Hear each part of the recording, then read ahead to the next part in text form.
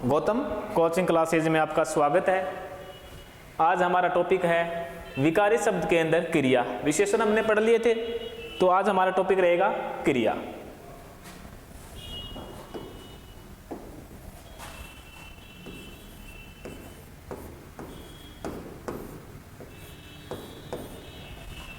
क्रिया, सबसे पहले में जानना होगा कि क्रिया किसी काम को, क्रिया जो कार्य करते हैं, जैसे हंसना, बोलना, लिखना, पढ़ना, गाना, जाना, ये सब क्या है? क्रिया। जैसे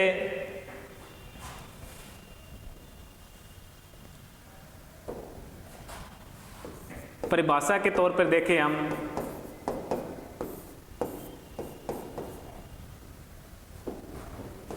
किसी कार्य को, किसी कार्य को, कार्य का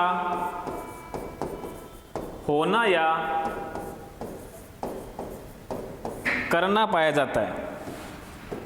किसी कार्य का होना या करना पाया जाता है।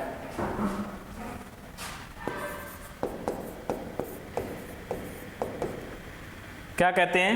क्रिया कहते हैं।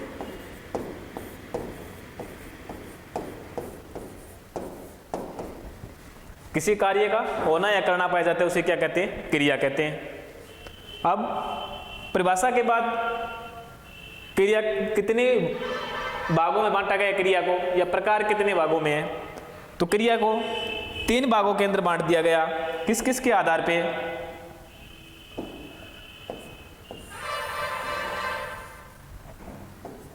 पहला, कर्म के आधार पे,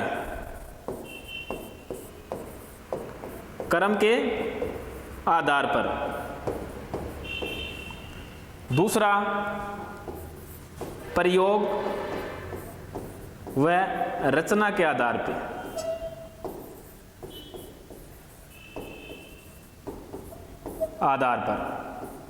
तीसरा, काल के आधार पे।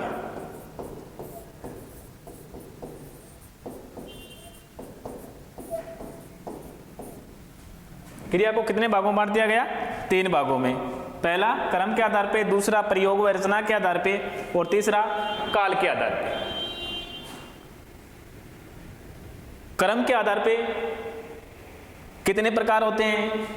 काल के आधार पे कितने प्रकार होते हैं? प्रयोग के आधार पे कितने प्रकार होते हैं? तो पहला है कर्म के आधार पे। तो कर्म के आधार पे 2 प्रकार होते हैं, एक तो होता है अकर्मक और एक होता है सकर्मक।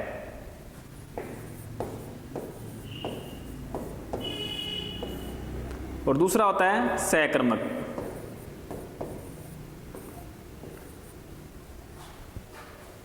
कितने प्रकार हो गए? 2 प्रकार, अकर्मक और सकर्मक। और प्रयोग के आधार पे 8 प्रकार बताए गए हैं। कौन कौन से? पहला, सामान्य क्रिया,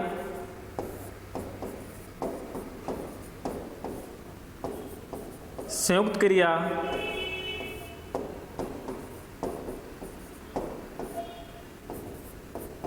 प्रेरणार्थ क्रिया,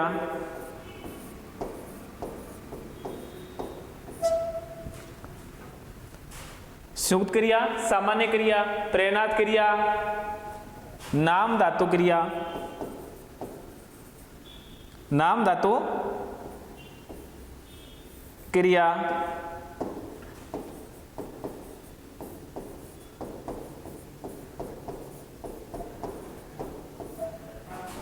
इसके बाद में नाम धातु के बाद में कृदंत क्रिया, कृदंत क्रिया,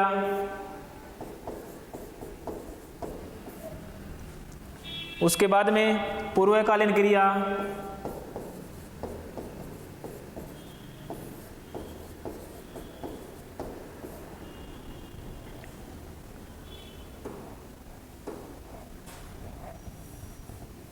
पूर्वकालीन क्रिया, सहायक क्रिया,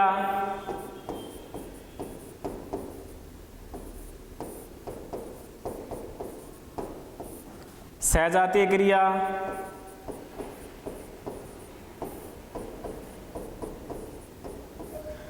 तो कितने भाग हुए? 8 भाग हो गए। पहला सामान्य क्रिया, संयुक्त क्रिया, प्रेरणार्थ क्रिया, नाम धातु क्रिया, कृदंत क्रिया, पूर्वकालीन क्रिया, सहायक क्रिया और सहजातीय क्रिया।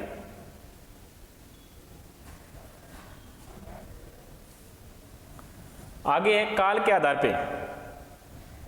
काल के आधार पे 3 प्रकार है।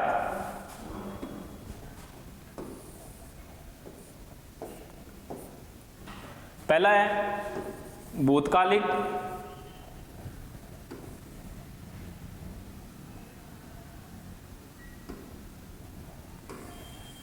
कौन सी है? भूतकालिक क्रिया।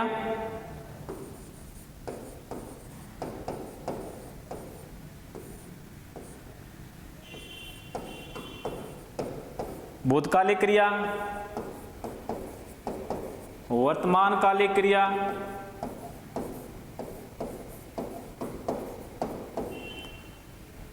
और भविष्यकालिक क्रिया।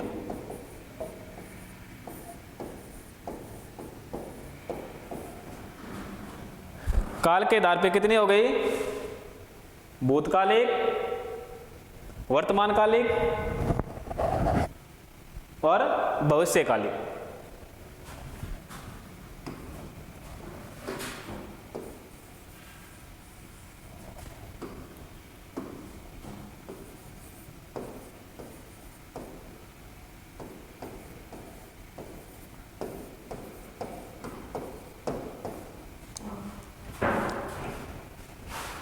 अब दोबारा देखते हैं एक बार, क्रम के आधार पे, प्रयोग व रचना के आधार पे और काल के आधार पे। क्रम के आधार पे 2 प्रकार, अक्रमक, सहक्रमक। प्रयोग के आधार पर 8 प्रकार, सामान्य क्रिया, संयुक्त क्रिया, प्रेरणार्थ क्रिया, नाम धातु क्रिया, कृदंत क्रिया, पूर्वकालीन क्रिया, सहायक क्रिया और सहजातीय क्रिया। फिर उसके बाद में काल के आधार पर 3 भागों में बांट दिया गया, भूतकालिक क्रिया, वर्तमानकालिक क्रिया और भविष्यकालिक। कितने भाग बांट दिए? 3 भाग। कोई स्क्रीनशॉट लेना चाहते तो ले सकते हैं।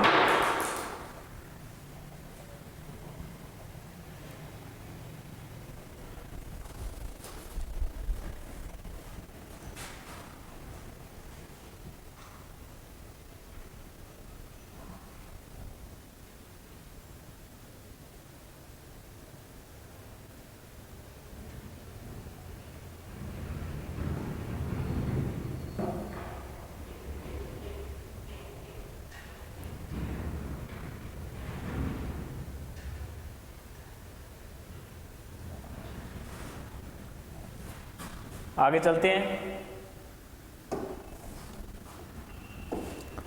पहले ही पढ़ी थी हमने अक्रमक क्रिया।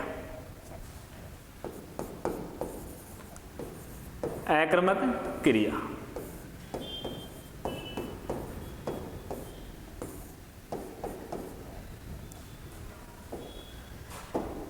अक्रमक क्रिया जब वाक्य में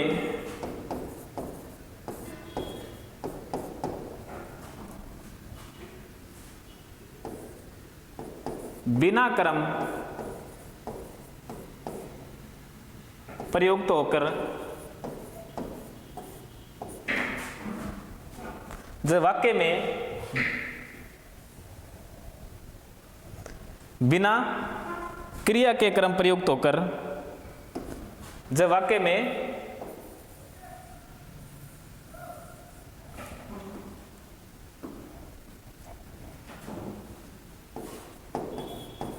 बिना कर्म क्रिया प्रयुक्त होकर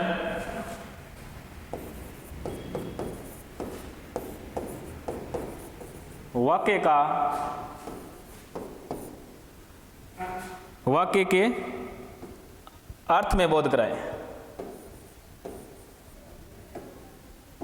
वाक्य के अर्थ का बोध कराए।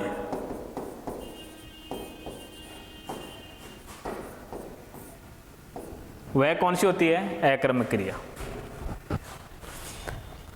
जब वाक्य में क्रिया के साथ बिना कर्म होकर भी वाक्य का क्या होता है? अर्थ का बोध हो जाता है। कहने का मतलब है जब वाक्य में क्रिया का बोध सीधा किस पे पड़े? कर्ता पे पड़े, जिसमें कर्म न हो। कहने का अर्थ है जब वाक्य के अंदर कर्म न हो तो क्रिया का अर्थ किस पे पड़ेगा? कर्ता पे पड़ेगा। वो कौन सी होती है? अकर्मक क्रिया होती है। जैसे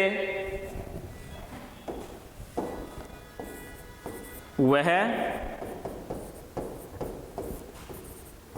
पैदल चलता है, वह पैदल चलता है। लड़का हंसता है,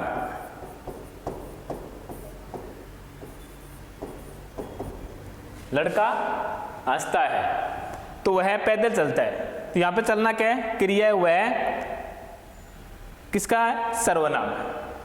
तो कर्म, अब आपको ये पहचाना जरूरी है कि कर्म, वाक्य के अंदर से कर्म कैसे निकालें।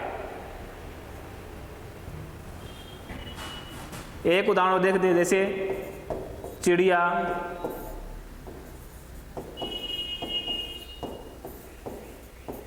आकाश में उड़ती है, चिड़िया आकाश में उड़ती है। अब अगर हमें कर्म निकालना है वाक्य से, तो हमेशा क्रिया के साथ क्या से प्रश्न करेंगे? किससे करेंगे? क्या से। अगर क्या निकालना हो? कर्म।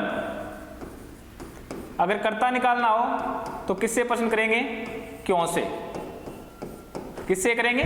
क्यों से प्रश्न करेंगे। किसके साथ? क्रिया के साथ। तो चलना क्या यहां पे? क्रिया है, तो हम क्वेश्चन करते हैं क्या चलता है? क्या चलता है? किस अनुस्वर आ रहा है? कोई नहीं आ रहा है, तो इसके अंदर कर्म नहीं है। कौन चलता है? वह चलता है। क्या हंसता है? क्या हंसता है? अनुस्वर नहीं आया, कर्म नहीं है इसके अंदर। कौन हंसता है? लड़का हंसता है, तो लड़का क्या हो गया? यहां पे कर्ता हो गया। क्या हो गया? कर्ता हो गया। कर्म नहीं है इसके अंदर। अब देखते हैं, ये कंफ्यूज वाला एक, इसको देखते हैं। क्या उड़ती है? चिड़िया उड़ती है। क्या उड़ती है? चिड़िया उड़ती है। क्या का अनुस्वर तो आया? क्या आया? चिड़िया आया। तो चिड़िया यहां पे कर्म थोड़ी है। चिड़िया क्या है यहां पे? यहां पे तो करता है चिड़िया। अगर क्या का अगर हम उत्तर निकालते हैं क्रिया के साथ प्रश्न करके, अगर कर्ता को छोड़कर आए तो कर्म है। कर्ता आ रहा है तो कर्ता कर्म नहीं हो सकता। कर्ता तो चिड़िया है यहां पे। अब कौन उड़ती है? चिड़िया उड़ती है। तो कौन का अर्थ क्या है? चिड़िया। तो यहां पे क्या हो गया? चिड़िया कर्ता हो गई। जब कौन, हमेशा याद रखना, जब कौन या क्यों या क्या दोनों का एक अनुस्वर आ जाए, क्या आ जाए? एक उत्तर आ जाए। क्या आ जाए? एक उत्तर आ जाए, तो क्रिया कौन सी होगी? अकर्मक होगी। याद रखना, दोनों का एक अनुस्वर आ जाए। क्या उड़ती है? चिड़िया।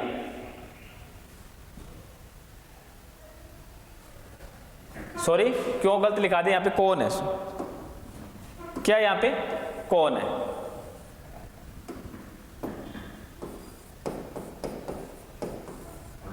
कर्ता किससे निकालेंगे? कौन से निकालेंगे। तो कौन उड़ती है? चिड़िया उड़ती है। क्या उड़ती है? चिड़िया उड़ती है। दोनों का एक उत्तर आया, तो क्रिया कौन सी होगी? अकर्मक होगी। अगर दोनों का अलग अलग आ रहा है तो क्रिया कौन सी होगी? सकर्मक होगी।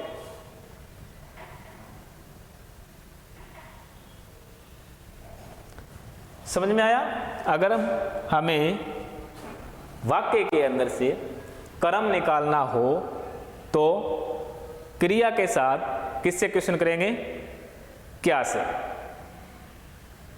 क्या उड़ती है यहाँ पे चिड़िया, या कौन उड़ती है ये कहाँ पे चिड़िया, या दोनों का एक उत्तर आता है तो क्रिया कौन सी होती है, अकर्मक होती है। दोनों का अलग अलग आता है तो क्रिया कौन सी होगी, सकर्मक होगी।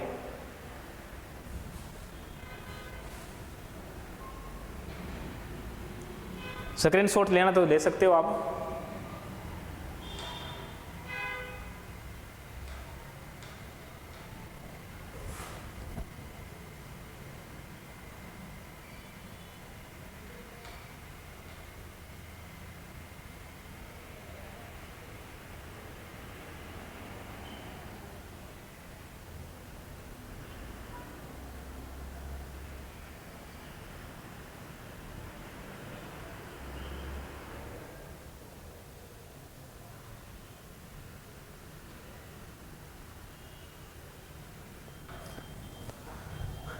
आगे देखते हैं, इसके एक दो उदाहरण और देख लेते हैं।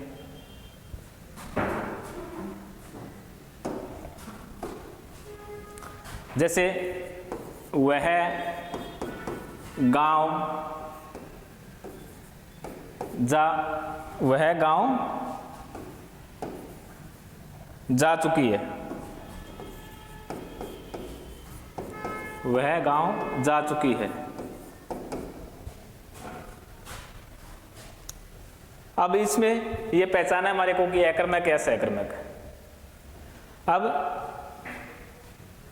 कौन जा चुकी है, कौन से क्या निकलेगा, कर्ता निकलेगा। तो कौन जा चुकी है, वह है।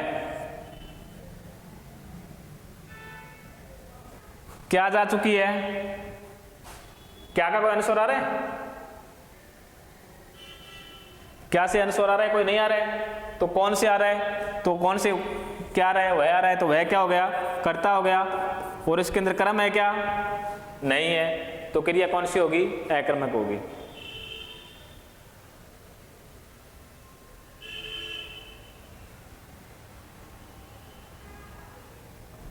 दूसरी आ सकर्मक क्रिया। तो हमेशा याद रखना, जब क्रिया की पहचान करनी हो तो हम क्रिया के साथ क्या से प्रश्न करेंगे, तो क्या निकलेगा, कर्म निकलेगा। कौन से प्रश्न करेंगे तो कर्ता निकलेगा।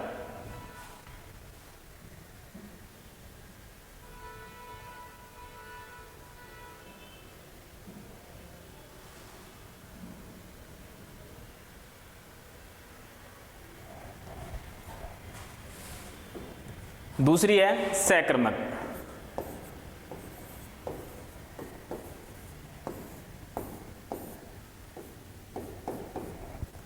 जब वाक्य में क्रिया, जब वाक्य में क्रिया, वाक्य में क्रिया के साथ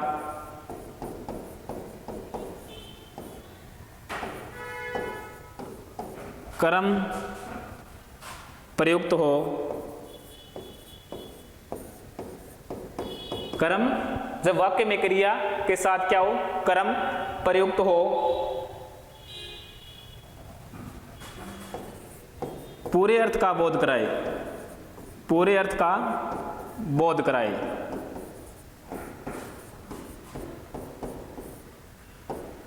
तो वह कौन सी क्रिया होगी, सकर्मक क्रिया होगी।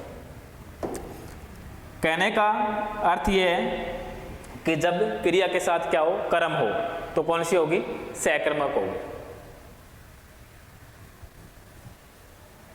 जैसे विजय खाना पकाता है, विजय खाना पकाता है। बच्चे क्रिकेट खेलते हैं, बच्चे क्रिकेट खेलते हैं। अब देखो विजय खाना पकाता है, तो हमारे को क्या निकालना है, इसके अंदर कर्म निकालना है। और कर्म निकाल के पहचान करनी है कि क्रिया सकर्मक है या अकर्मक है। तो हम किससे सवाल करेंगे, पकाता है। पकाता क्या है, क्रिया। क्या पकाता है, खाना पकाता है। क्या पकाता है? खाना पकाता है। तो खाना यहाँ पे क्या हो गया? कर्म हो गया। क्या हो गया? कर्म हो गया। कौन पकाता है? विजय। तो विजय क्या हो गया यहाँ पे? कर्ता हो गया। इसी तरह खेलते हैं, क्या खेलते हैं? क्रिकेट। क्रिकेट क्या हो गया यहाँ पे? कर्म हो गया। कौन खेलते हैं? बच्चे। बच्चे क्या हो गए यहाँ पे? कर्ता हो गए। तो क्रिया के साथ क्या हुआ है? कौन से प्रश्न करेंगे?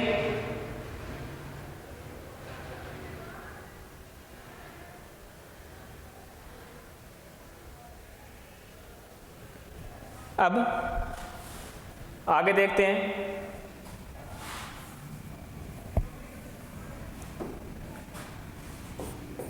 विजय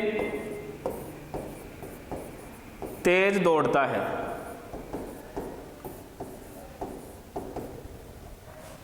विजय तेज दौड़ता है।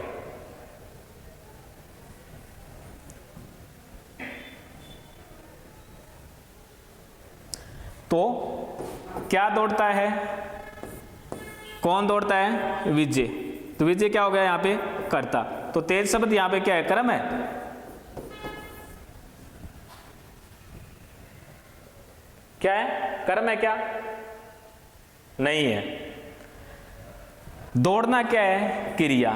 और क्रिया की ये क्या बता रहा है? तेज शब्द विशेषता बता रहा है। क्या बता रहा है? विशेषता बता रहा है। मैंने विशेषण के में पढ़ाया था, तब बताया था कि क्रिया की विशेषता बताता है। वो क्या होता है? क्रिया विशेषण होता है। क्या होता है? क्रिया विशेषण होता है। तो यहां पे ये क्या होगा? क्रिया विशेषण होगा, न कि कर्म होगा। बच्चे, या फिर कोई नाम ले लो, बच्चे तेज रो रहे हैं, तो रोने की क्या बता रहा है? वो विशेष। आगे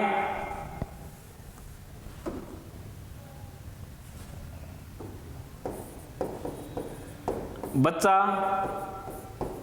घर के भीतर सो रहा है।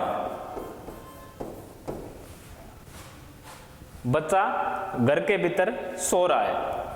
तो यहां पे कौन सो रहा है? बच्चा। क्या सो रहा है? आंसर नहीं आ रहा। के भीतर,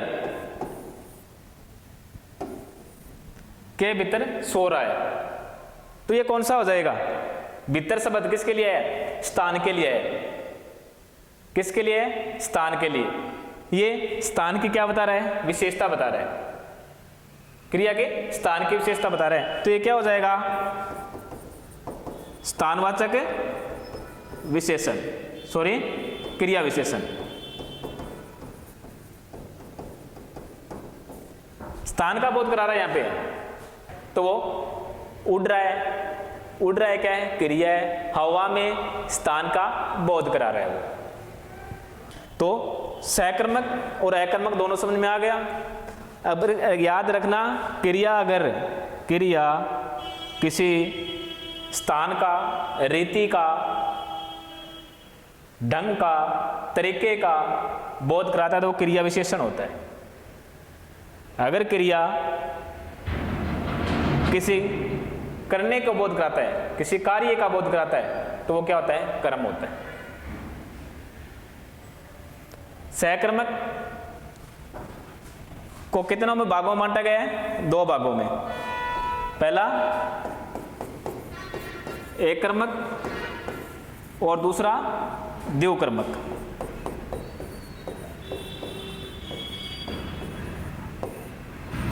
अब सकर्मक को भी 2 भागों में बांट दिया। उसके 2 प्रकार हो गए। एक तो हो गया एककर्मक और एक द्विकर्मक हो गया।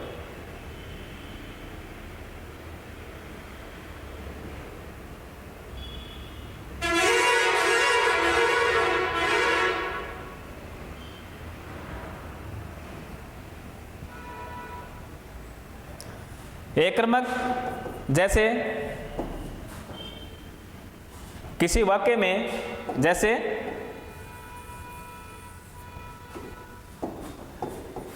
किसी वाक्य में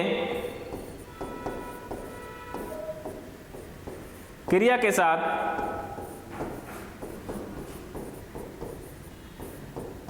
एक कर्म का बोध हो, एक कर्म का बोध हो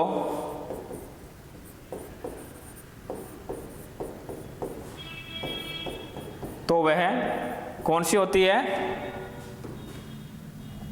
एक कर्मक होती है। एक कर्मक क्रिया कहलाती है।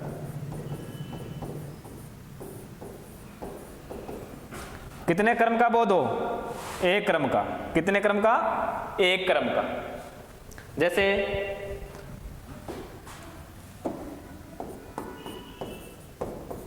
मोहित पुस्तक पढ़ता है। मोहित पुस्तक पढ़ता है। तो यहाँ पे कितने क्रम है? एक क्रम है। निकालते हैं। जैसे कौन पढ़ता है? मोहित। मोहित क्या हो गया? कर्ता हो गया। कौन पढ़ता है? सॉरी, क्या पढ़ता है? पुस्तक। पुस्तक पढ़ता है तो पुस्तक क्या हो गई? कर्म हो गया। पढ़ना क्या हो गया? क्रिया हो गया। कितने क्रम है? एक क्रम है।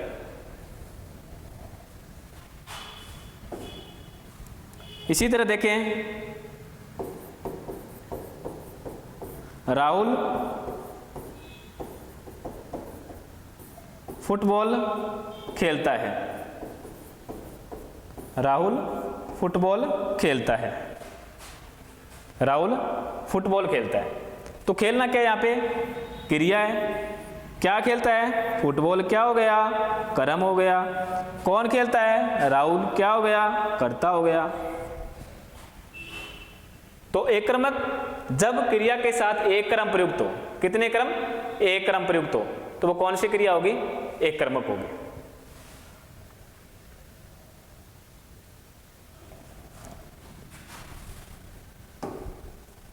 अगला है दूसरा, द्योकर्मक।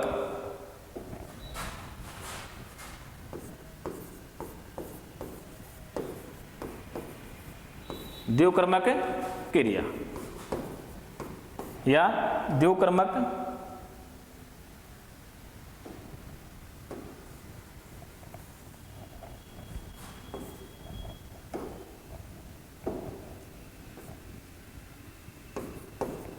सकर्मक क्रिया। जब वाक्य में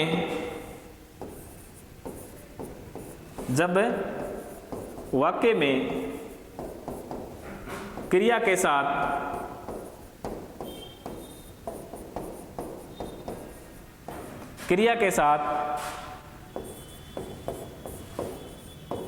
दो कर्म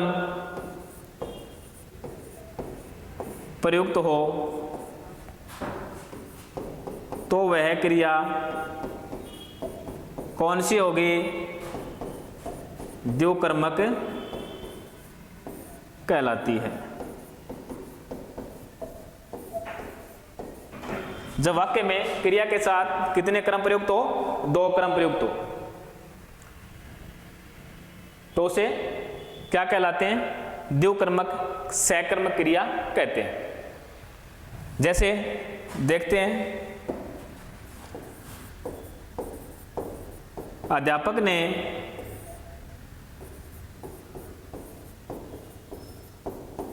बच्चों को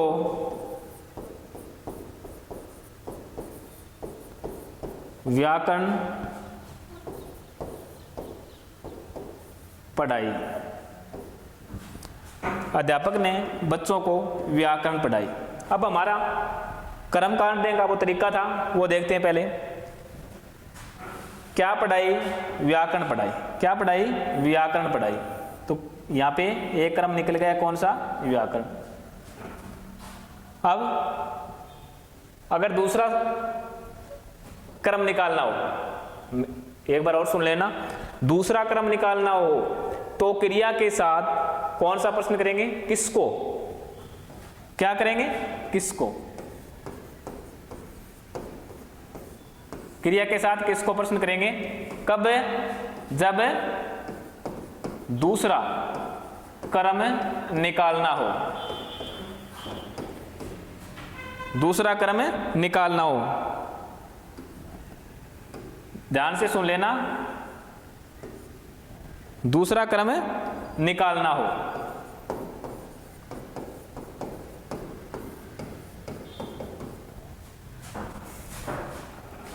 पहला क्रम निकालेंगे तो क्या के साथ, क्रिया के क्या के साथ, क्या का प्रश्न करेंगे क्रिया के साथ। दूसरा क्रम निकालना हो तो किसको का प्रश्न करेंगे, किसके साथ, क्रिया के साथ। करके देखते हैं। पहला निकाला हमने, क्या पढ़ाया, व्याकरण पढ़ाई, क्रम निकल गया।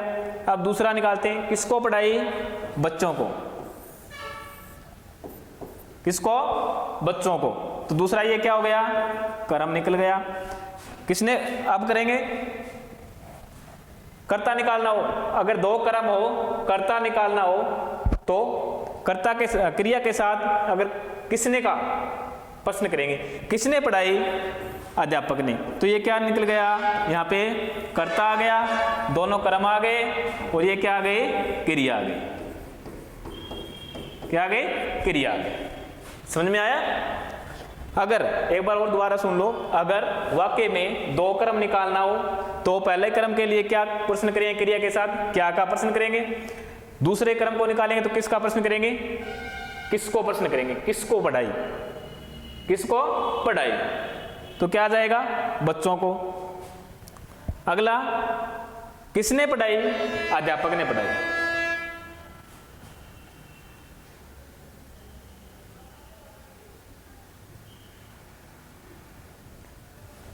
आगे और देखते हैं इसके उदाहरण।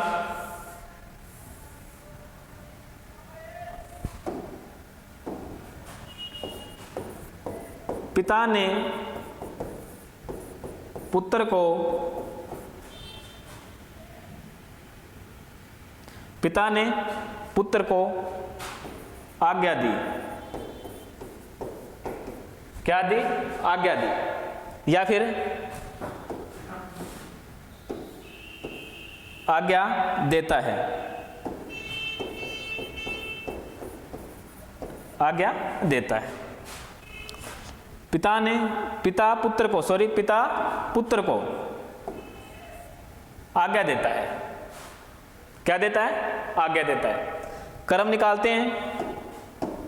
पहला क्रम निकालो, क्या देता है, आज्ञा। क्या देता है, आज्ञा देता है। पहला क्रम निकल गया। अब दूसरा क्वेश्चन करेंगे क्रिया के साथ, क्या करेंगे, किसको, क्या करेंगे, किसको, किसको देता है, पुत्र को। तो ये दूसरा क्रम। कौन देता है, पिता। तो ये क्या निकल गया, कर्ता आ गया।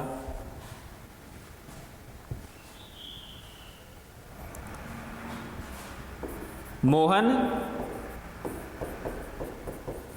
सोहन को पत्र लिखता है। मोहन सोहन को पत्र लिखता है। क्या लिखता है, पत्र। क्या लिखता है, पत्र। तो ये क्या हो गया, कर्म। किसको लिखता है, सोहन को। तो ये क्या हो गया, कर्म। किसने लिखा, मोहन ने। तो मोहन क्या हो गया, कर्ता हो गया।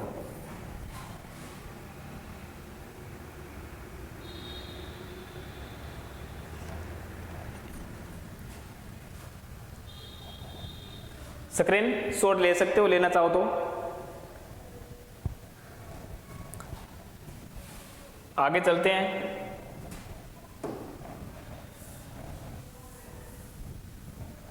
आगे एक उदाहरण देखते हैं। माता ने पुत्री को, माता ने पुत्री को शिक्षा दी। क्या दी, शिक्षा दी, या शिक्षा देती है।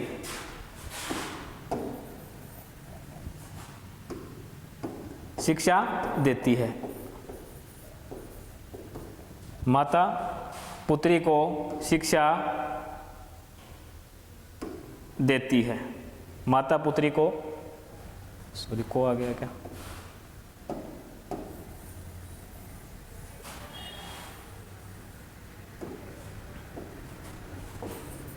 माता पुत्री को शिक्षा देती है।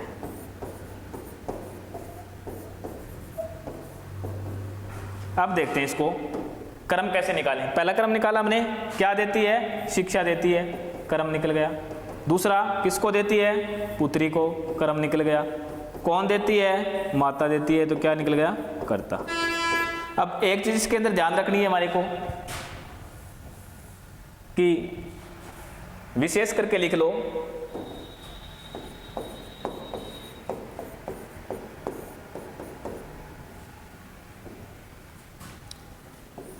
जब वाक्य में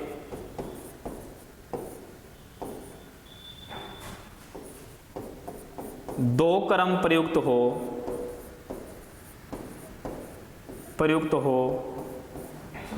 तो पहला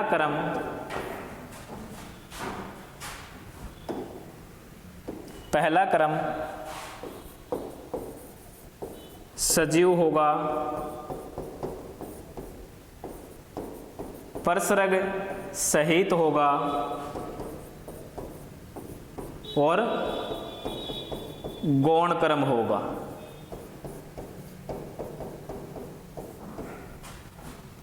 दूसरा क्रम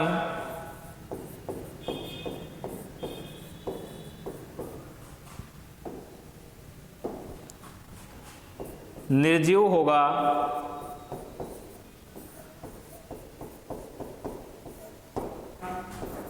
परसर्ग रहित होगा और कौन सा होगा? मुख्य क्रम होगा। कौन सा होगा? मुख्य क्रम होगा। जब वाक्य में दो क्रम प्रयुक्त हो, कितने क्रम? दो क्रम। तो पहला का और क्या होगा? क्रम क्या होगा? सजीव होगा, परसर्ग सहित होगा, गौण क्रम होगा। दूसरा निर्जीव होगा, परसर्ग रहित होगा और मुख्य क्रम होगा। अब देखते हैं यहां पे वही उदाहरण ले लेते हैं। जैसे माता पुत्री को शिक्षा देती है। माता पुत्री को शिक्षा देती है। अब यहां पे देखो पहला क्रम कौन सा है? शिक्षा। दूसरा पुत्री को। तो मैंने तीन चीज बताई थी कि पहला क्रम होगा वो क्या होगा? सजीव होगा। पुत्री क्या है? सजीव है। पहला क्रम क्या होगा? सजीव होगा। परसर्ग सहित होगा, परसर्ग लगा हुआ है को परसर्ग, तो परसर्ग सहित है।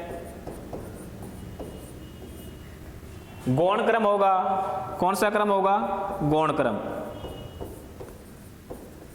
गौण क्रम किसे कहते हैं? जो कर्ता के साथ आता है वो गौण क्रम होता है, जो क्रिया के साथ आता है वो मुख्य क्रम होता है। सजीव है, परसर्ग सहित है, गौण क्रम है। शिक्षा क्या है? निर्जीव है, परसर्ग रहित है, परसर्ग नहीं लगा इसके अंदर और मुख्य क्रम है।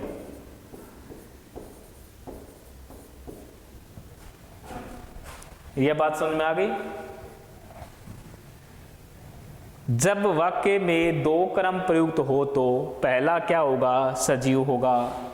सजीव है, पहला क्रम यही है, मुख्य क्रम अगला है। परसर्ग सहित होगा, परसर्ग लगा हुआ है, गौण क्रम होगा, गौण क्रम है। दूसरा क्या होगा? निर्जीव होगा। शिक्षा क्या है? निर्जीव है। परसर्ग रहित होगा, परसर्ग नहीं लगा हुआ है इसके अंदर।